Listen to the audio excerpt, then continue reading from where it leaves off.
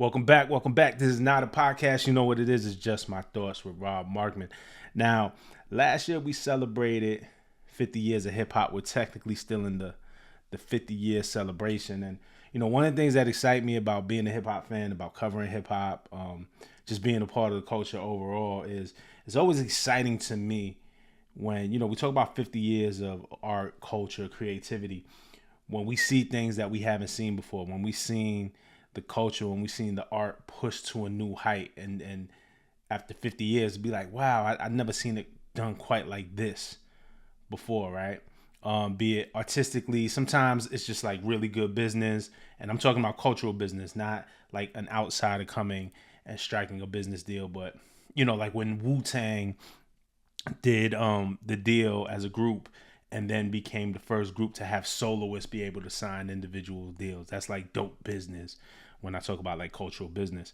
And today I saw something today and I'm like, wow, I never seen this before. We're at this age in hip hop now where the biopic is really becoming the thing, right? NWA Straight Outta Compton, amazing movie, right? There's enough years removed from NWA that we get to see a biopic. 8 Mile kind of, but technically, right, they say 8 Mile was about B-Rabbit. It wasn't about Marshall, so it was like a movie. Same thing with Get Rich or Die Trying. It wasn't exactly, the character wasn't 50 Cent, like, so it was like loosely based. But in terms of biopics, NWA Straight Outta Compton, amazing film. And knowing that, we're mature enough in hip hop where we get to tell the stories now in a different way. So I think we're going to see more biopics. So today, Pharrell drops the trailer for his biopic.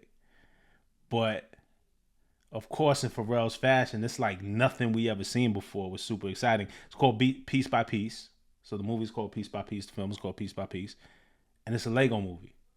Like Pharrell telling his story with the Lego movie motif as a vehicle is like the most Pharrell thing that you could do. I've been a big fan of Pharrell, the Neptunes, everything he's done. You'd be hard pressed to find somebody who doesn't appreciate Pharrell's production, the Neptunes production. Just one of the greatest. So the trailer dropped today. And dog, I was excited. I said, yo, I'm gonna make a video about this just because I like felt it. I'm like, yo, I can't wait to see. This is crazy. This is cool. And you know me, if y'all watch my comic book stuff, like I nerd out over stuff, things like Easter eggs. And so I'm looking at the trailer almost like I'm looking at a Marvel movie trailer, like looking for the Easter eggs. And there's so many cameos and just little nods to things that are amazing. So trailer drops today, and it basically starts with Pharrell talking about when he was a kid, how he knew he was different, and people would call him like this odd child, and it kind of crushed his spirit, it crushed his creativity. And with that, Pharrell is born like, one of the greatest just hip hop producers and artists of all time, but not just hip hop, like music, the way he transcends hip hop, but still remains hip hop. But just musically overall, Pharrell is giving us so much. We see him right here, like, Happy, like the soundtrack, Pharrell Happy with the hat and that era Pharrell. So we see that represented. But at least in the trailer, it follows the story of how Pharrell got on as a teenager. He was in high school and he got his start working with the legendary producer Teddy Riley. Now, y'all should know Teddy. Again, I never quite know the age and kind of what y'all know while y'all be watching this, and y'all know we talk in the comments, so I don't judge y'all for not knowing something, especially if it's not in your era. But if y'all don't know Teddy, you should definitely know Teddy Riley. He produced the show for Dougie Fresh and Slick Rick. That's like a seminal hip hop record. He was the mastermind and behind Guy, the group Guy, super influential. Blackstreet, super influential. I mean, he produced for Bobby Brown and every Michael Jackson, and pioneered the New Jack Swing movement. Like has his own sound. The New Jack Swing sound is Teddy Riley. And he gave Pharrell his start. Pharrell's told this story before when he was in high school. Teddy Riley's from New York, Harlem to be exact. And after he had some success, he moved down to Virginia Beach. Pharrell somehow linked up with him in high school. I think it was through a talent show or something. And Pharrell started working with him in the studio. So we see Lego Teddy Riley. That's pretty cool. And then there's a scene where Pharrell is cutting the reference for the verse that he wrote for Teddy on Rum Shaker. 1992 Rex and Effects had a big hit. It was called Rum Shaker, and Teddy had a rap verse on it, and Pharrell wrote the verse. So like this is a big hit record. Like again, if you weren't around, like this is a big hit in '92. And so we see the scene where Pharrell's cutting the reference for Teddy to spit. I know over the past couple of weeks we've been talking a lot about reference tracks and writers and who had writers and who didn't have writers. There's 1992. There's teenage Pharrell writing for Teddy Riley, who was larger than life at the time, and we see this scene play out with Legos. So I thought that was cool. One Easter egg that I noticed in it. Now, if you look at the scene, and of course I'm showing it here on screen, with Pharrell in the booth cutting the Rump Shaker vocals for Teddy Riley, he's wearing a Tribe Called Quest shirt. He's wearing a shirt. If you see the pattern on the shirt, it's the same pattern that a Tribe Called Quest incorporated in all of their album covers, or most of their album covers, since the Low End Theory. So really, we first saw this pattern, this red, green, black pattern of colors on the Low End Theory. So Pharrell is wearing that shirt while he's in the studio. Again, this is around circa 91, 92, so it lines up. So Pharrell's wearing the Tribe Called Quest shirt. And the significance of that is throughout his career, Pharrell has been super, super, super, super, super vocal about the influence that Q-Tip and the Tribe Called Quest had on him.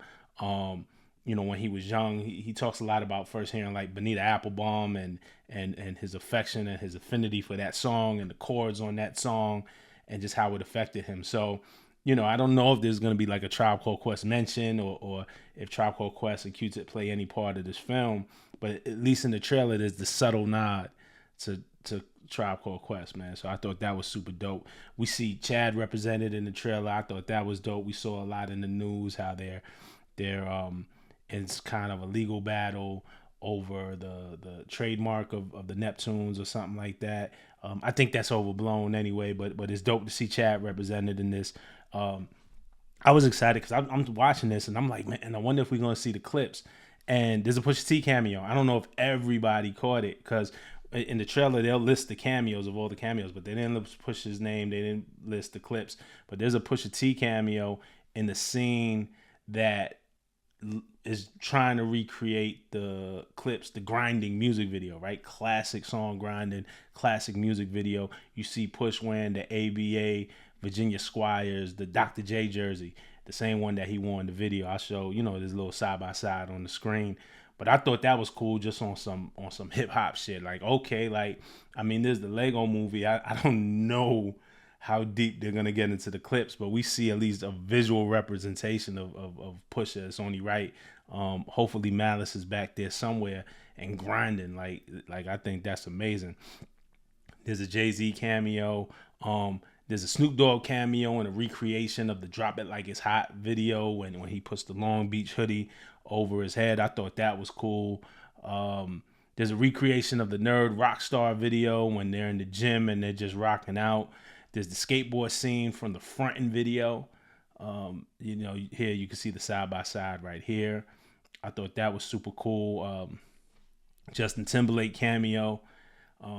I didn't see it, or I didn't notice it, at least in the trailer. I didn't see it, but I feel like we have to get a Tyler the Creator cameo.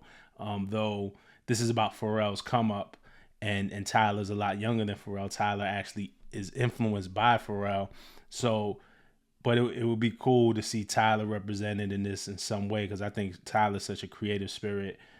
His relationship with Pharrell, how honest he's been about Pharrell's impact on him. It would be cool if there's a scene where there's a little Tyler kid watching Pharrell on the TV screen, and maybe they meet towards the end of the movie when Tyler's grown. I don't know, but it would be cool to see Tyler in this. And then there's a Nori cameo, which is amazing to me, similar to the Clips cameo, even kind of similar to the Snoop cameo, because we're talking about hip hop, and hip hop is more often than not birthed in the street, like really street and struggle music. Not always, but when you talk about Snoop, we know his history. When you talk about the Clips, we know their history. To see Nori and see Nori get a cameo in this made me happy because this is Nori from CNN. And again, I don't know if y'all ever heard the War Report. I know people know Nori from Drink Champs, And still, there's Nori from Drink Champs. Like who puts Drink Champs in the Lego movie? But this is Nori from CNN. This is Nori from the War Report.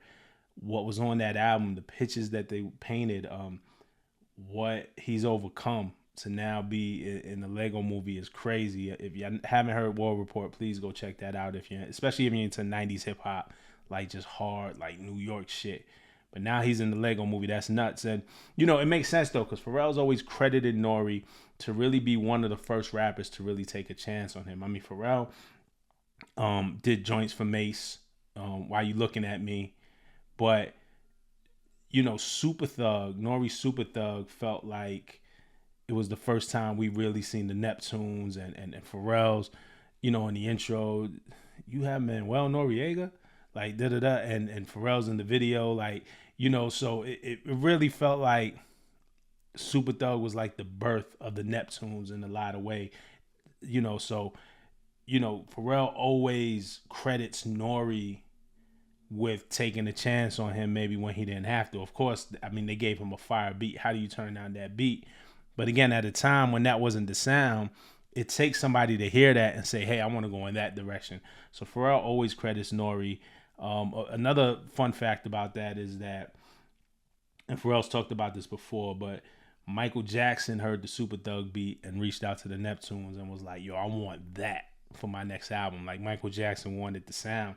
So Neptunes didn't give them Super Thugs, but started making a bunch of songs for Mike, and Mike ended up turning down those songs, or those songs just didn't end up with Mike, and ended up to be a number of those songs ended up on Justin Timberlake's first album, Justified. So if you hear the first Justin Timberlake album, solo album, a lot of those songs were meant for Michael Jackson. So these are cool stories. I wonder how deep it gets. I wonder how much it plays out.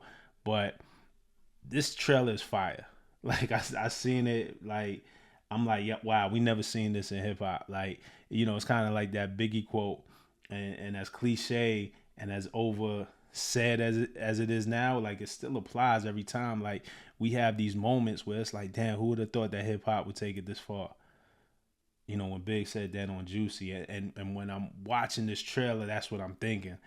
And so I just wanted to go and talk about it with y'all.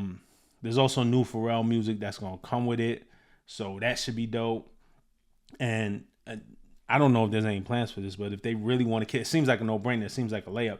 But if they really want to kill it, they need to do a whole hip hop set of Lego toys, right? Based off of famous Pharrell videos. Like you could use the Legos to recreate famous scenes and videos. Definitely there should be a Pharrell toy, but famous scenes and moments, and with the likeness of all the rappers that cameo in this movie, right? All the artists that appear in Pharrell's world, right? I hope they all sign off on it. Like, why wouldn't Nori sign off on the Lego? Why wouldn't Pusha sign off on the Lego? Man, Lord knows Snoop has so many products out there. Like a Snoop Lego would be fire. If we didn't get one already, I'm shocked if we didn't get one already. But I hope everybody signs off and we get these Lego figures, just these hip hop Lego figures. Jay-Z, I'm talking to you. When I say I hope everybody signs off, Hove, I'm talking to you. I know you got a reputation. I know you got your likeness. I know you got business to protect. But I hope Jay-Z signs off on this as well, and we get these Lego figures. That'll be fire. But that's it. I just wanted to nerd out over this with y'all, man. There's no drama today. There's no beef. There's no lyric to break down. There's no, you know what I'm saying? Like sometimes you just see something that makes you like feel like just proud and good and able to be a fan again. And I saw this and I'm like, damn, I'm a fan. So yeah, definitely let me know what you think. Hit me up in the comments, like, subscribe, do all of that. And I'm going to be right there in the comments talking with you. All right? Peace.